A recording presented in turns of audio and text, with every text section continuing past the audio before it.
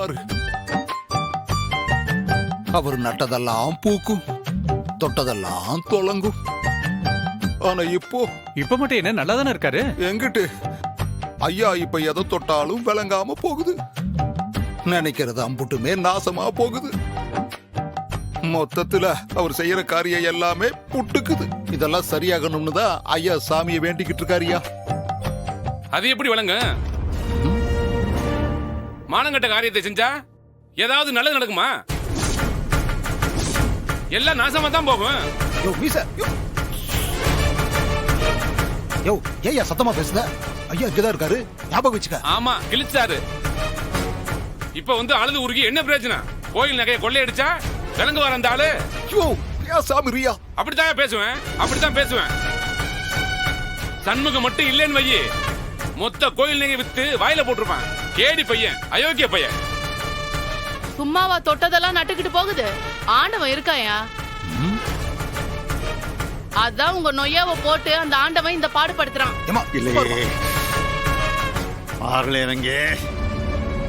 கண்ணனா மூடிக்கிட்டு இருக்கேங்கிற தைரியத்துல பேசுதாங்களோ? யோ, கண்ணை திறந்தாலும் அப்படிதான் பேசுவேன். உனக்கு பயந்த காலம் எல்லாம் மலையேறி போச்சு. இப்ப என்னங்கிற?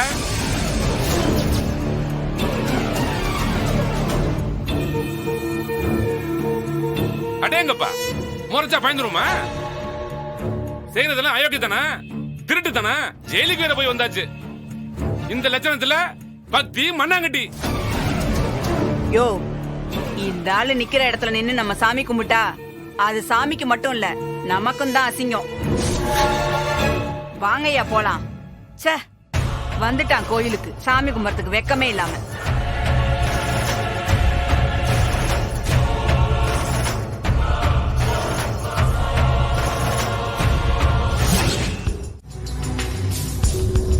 மகாராஜா மாதிரி இந்த கோயிலுக்குள்ளார வந்துகிட்டு போய்கிட்டு இருந்தேன்.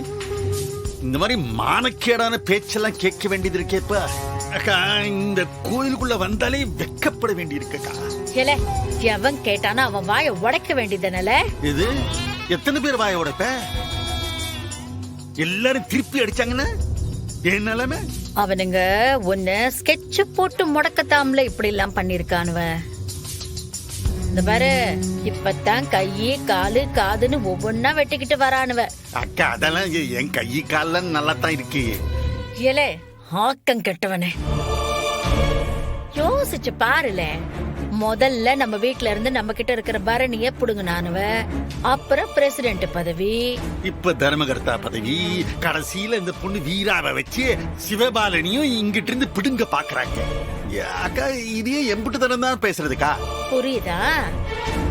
இப்ப உன்னை எந்த பவரும் இல்லாம பல்லு புடுங்கின கிழச்சிங்கமா உட்கார வச்சிருக்கானுவ. அக்கா, இப்பெல்லாம் என்னைய பார்க்கவே எனக்கு அசிங்கமா இருக்குக்கா. எங்கே நம்பிக்கையெல்லாம் வீணா போயிடுமோன்னு தோணுது. எங்க அந்த வெறும்பைய சமூகத்தை என்னால ஜெயிக்க முடியாதோ? இப்போ என் வீட்டுல இருக்கிறது அந்த ஒத்த ஒட்டு சிவபால மட்டும்தான். அவனையும் பறிச்சுட்டாங்கன்னா என் மொத்த சொத்து அவங்க வீட்டுக்குள்ளார போயிடும். அப்படின்னா பேசாம இந்த சொத்தை எல்லாம் கோயிலுக்கு எழுதி வச்சிட வேண்டியது தானே? அக்கா, இப்பவே கோயில் சொத்து கிட்டத்தட்ட பாதி என்கிட்ட தானே இருக்கி. மீதி பாதி தான் நான் சம்பாதிச்சது. என்ன, அது நீ மறந்துட்டியா? அக்கா, சத்தியமா சொல்லுதேன், எனக்கு மனசே வெறுத்து போயிடுச்சு. ஜெயிக்கிறது ரெண்டாவது விஷயம்தான், எப்படி தோத்தோம்னு கண்டுபிடிக்கணும்ல. விழுந்த இடத்தை கண்டுபிடிச்சோம்னா ஏன் விழுந்தோம்னு தெரிஞ்சுக்கிட்டா எந்திரிச்சு நிக்கிறது எப்படின்னு தன்னால தெரிஞ்சுட்டு போகுது. தெரியுங்கா இருக்கேன். இப்ப நீ என்னதான் சொல்ல வர? சொன்னதையே தான் திரும்ப திரும்ப சொல்லிக்கிட்டு இருக்கேன். அந்த வெறும்பைய இருக்கானே சம்முவம், அவன் உன்னை எப்ப எதிர்த்து பேச ஆரம்பிச்சான்?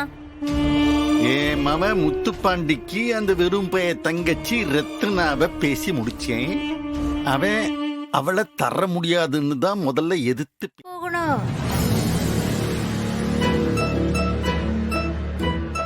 இல்ல, இங்கெங்களே வந்த வழக்கம் போல காசு கேட்கத்தான். சௌந்தரம், இவன் வந்ததும் ஒரு விதத்துல நல்லதுதான்ல. நமக்கு சில வேலைகள் எல்லாம் செய்யறதுக்கு தேவைப்படுறான். சொல்லு. சௌந்தரம், அந்த சமூகத்துக்கு பரணியை விட எதுல முக்கியம்? பரணி சமூகத்துக்கு மூச்சு. ஆனா தங்கச்சிங்க அவனுக்கு உசுறு இல்ல. தங்கச்சிங்களுக்காகத்தானே அவன் உசுரையே வச்சிருக்கான். அவளுகளுக்காக அவன் என்ன வேணாலும் செய்வான்ல. இப்ப அதுக்கு என்ன? பரணிய சமூகம் கிட்ட இருந்து பிரிக்கணும்னா முதல்ல அவனோட தங்கச்சிங்களை பரணி கிட்ட இருந்து நாம பிரிக்கணும். எப்படி எப்படி ஐடியா? ஆஹா அக்கா, சூப்பர்க்கா. இது இப்படி எனக்கு தோணாம போயிருச்சு. நல்ல ஐடியாவே இருக்கே.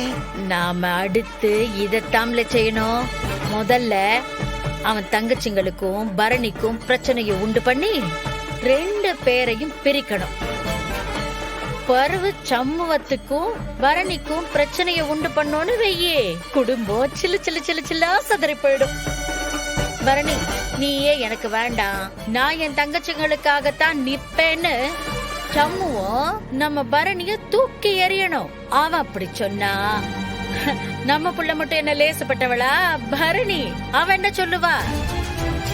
நீயும் எனக்கு வேணாம்னு அவன் நேரா உன்கிட்ட ஓடியாந்துருவா. பாரு, ரொம்ப கோபம் வந்துச்சுன்னு வெய்ய, அவ தாலிய கைட்டு அவன் மூஞ்சிலேயே தூக்கி எறிஞ்சிட்டு நம்ம வீட்டுக்கு ஓடி வந்துருவான். அதுக்கு வேலையா நாம ஒரு வேலை செஞ்சாகணும். சொல்லுக்கா, சொல்லு, உடனே செய்வோம். இந்த ஒட்டடக்குச்சி ரத்னா இருக்கால, அவளோட மாமியார நாம போய் பார்த்து அவளுக்கு நாம வேப்பலை அடிக்கணும். அடிச்சுட்டா போச்சு.